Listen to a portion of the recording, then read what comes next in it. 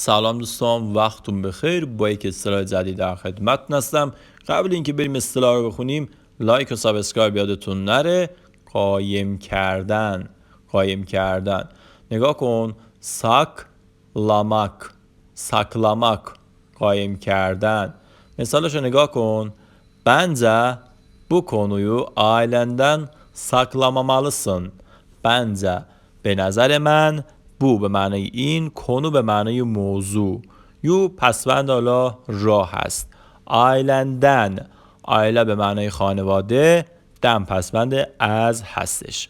ساکلاماک به معنی نگه داشتن. ساکلاما malısın، ما پسوند منفی ساز، مال پسوند وچه بایدی. سن هم پسوند فاعلی برای شخص سن هست. نگاه کن، گفته bence bu konuyu ailenden saklamamalısın. به نظر من این موضوع رو نباید از خانواده‌ات پنهان کنی.